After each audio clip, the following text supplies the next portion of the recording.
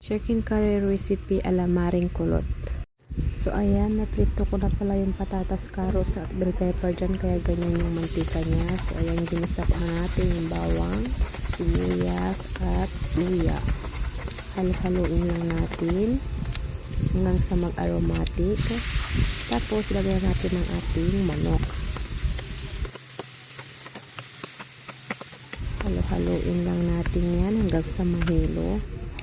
Tapos takpan natin ito ng ilang minuto.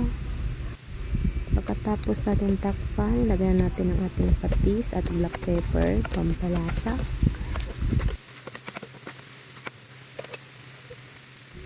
Nilagay ko na din pala ang ating curry powder. So saktuhan lang po yan, nakadepende po yan sa ating panglasa. So takpan at hayaan lang natin itong kumulo at least 5 minutes.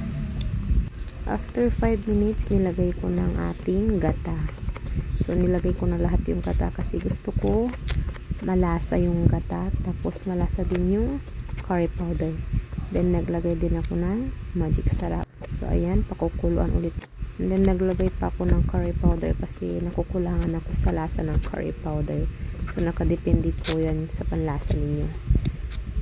Nalagay ko na din yung patatas at carrots and then bell pepper. So naprito ko na po yan, hindi lang nakita sa unang video.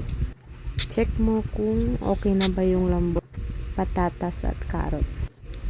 Takpan lang natin at hayaang kumulo hanggang sa makuha natin yung texture na gusto natin. So ayan, pwede mo pa siyang pakuluin hanggang magmantika kung gusto mo nang nagmamantika. So, ayaw ko kasi nang masyadong nagmamantika, kaya ganyan lang yung sauce. Yun lang. Thanks for watching.